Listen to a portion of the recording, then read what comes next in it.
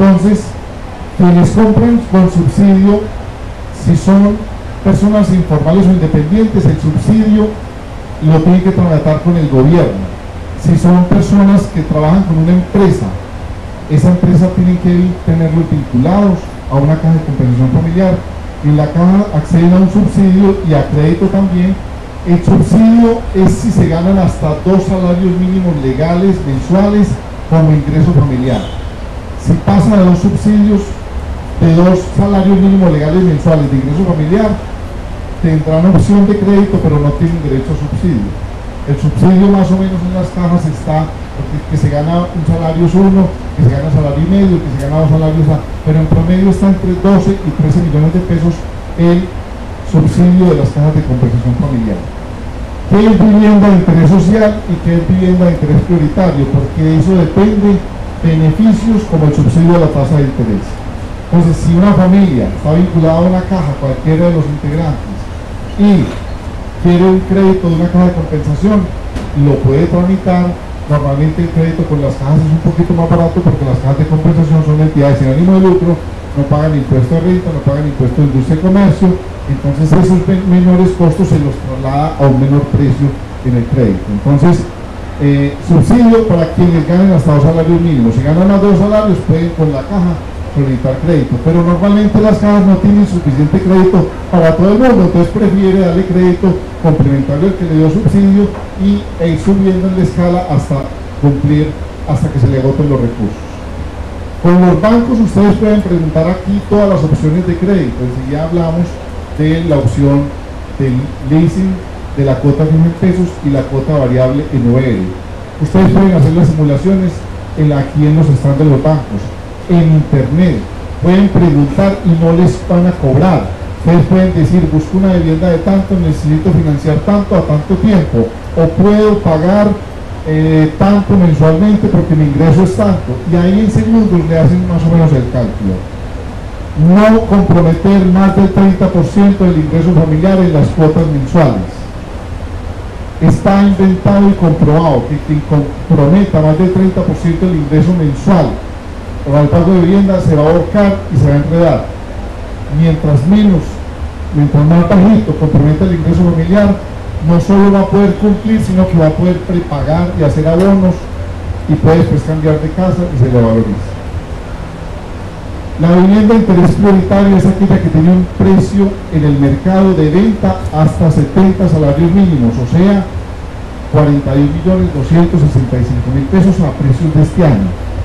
La vivienda de interés social es aquella que no pasa en el valor de venta final, contando todo, parqueadero, útil y todo, que no pasa en la escritura de venta el inmueble para vivienda de 135 salarios mínimos, es unos 79.900, creo que 56.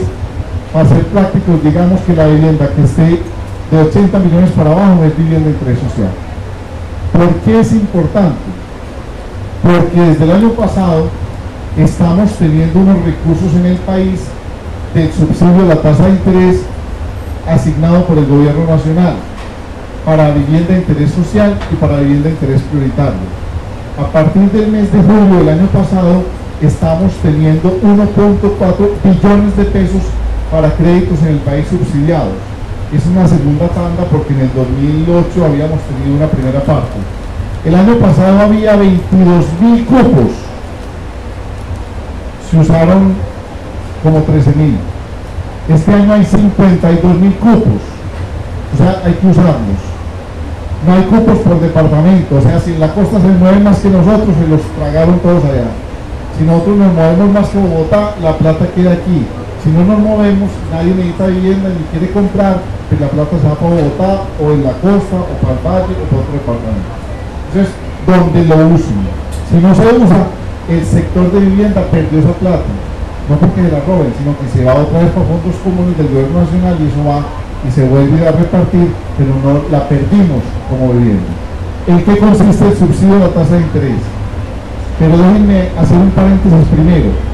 Uno de los factores para uno decir que hoy es uno de los mejores momentos para comprar vivienda es que hoy tenemos las tasas de interés más baratas históricamente que contamos en el mercado. Hace 4 o 5 años teníamos tasas de interés del 17,5%. Hoy las tasas en promedio están en el 11,5%, mucho más baratas. Eso hace que la cuota mensual sea más bajita. Para quienes compren vivienda de interés prioritario, el gobierno le asume 5 puntos de la tasa de interés, o sea, sobre los 11 se rebajan. ¿A quién se los cobra el banco? Por usted, al gobierno. Y para quien compra vivienda de interés social, o sea, por encima de 41,265 hasta 80 millones, el gobierno subsidia 4, ya no 5, 4 puntos de la tasa de interés. ¿A quién se los cobra el banco? No usted, al gobierno nacional. En la práctica son dos cosas. Uno, que quien compre con crédito vivienda de interés prioritario, vivienda hasta 41,65 millones, el gobierno le está pagando el 30% del costo del crédito. Y para quienes compren vivienda entre 41,265 y 80 millones de pesos, el gobierno les paga el 22% del crédito. ¿Cómo opera? Cuando usted con el promotor o constructor hace el negocio y compra la vivienda, puede hacerla para el año entrante, entonces usted le dice, yo me quiero beneficiar del subsidio de la tasa de interés, para que en el trámite del crédito, si usted va a tomar el crédito con el banco que financia el proyecto, pero usted tiene libertad de coger el crédito con otro banco. No es que con el banco que financia el proyecto yo no soy amigo, yo tengo mis cuentas, yo quiero, puede hacerlo con el que usted quiera. Entonces usted ese crédito tiene que decir que quiere acogerse al subsidio del gobierno nacional. Cuando le entreguen el apartamento y le hagan la escritura, en ese instante el banco le desembolsa al constructor la plata que quedó prestarle a usted.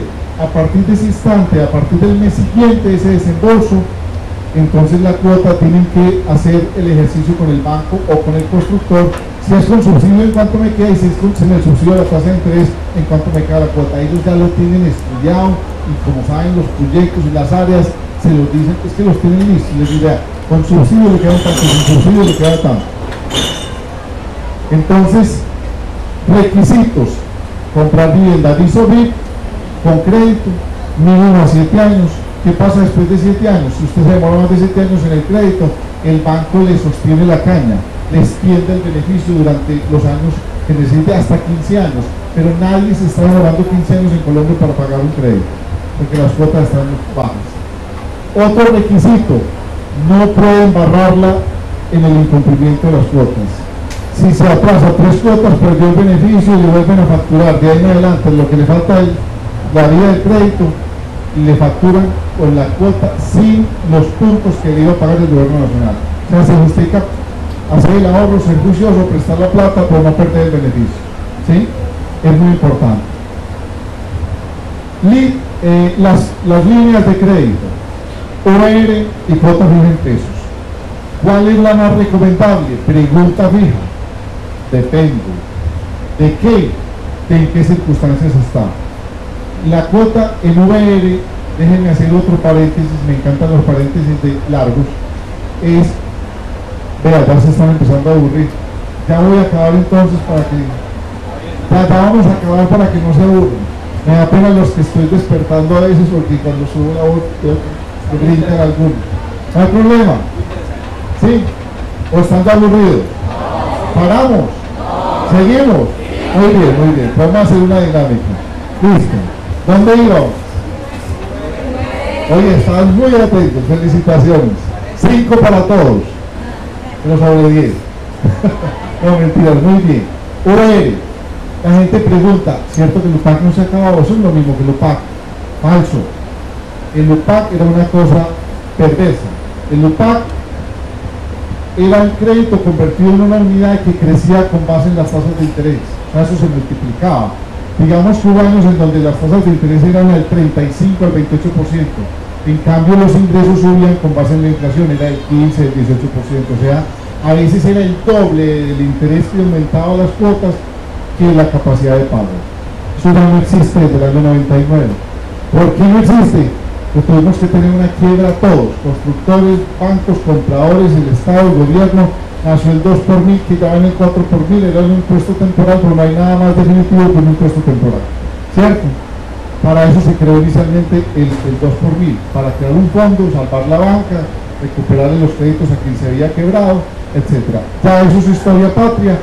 Hoy tenemos que el AUR es un sistema en donde los créditos se convierten y se actualizan mes a mes, se ajusta con la inflación, o sea, en el año se ajusta con la inflación. O sea, los créditos en UAR el año pasado no pudieron pasar del 3% porque la inflación no llegó al 3%. Y los créditos y los saldos crecen anualmente en la misma proporción que deben crecer los salarios y los ingresos familiares, o sea, con base en la inflación. Entonces, si yo hoy compro y la cuota es un porcentaje de mi ingreso familiar, al año siguiente subió el ingreso familiar en la inflación, las cuotas no pueden superar la inflación, no suben la inflación, entonces se conserva la proporción de la deuda del crédito frente al ingreso familiar, para que la gente lo pueda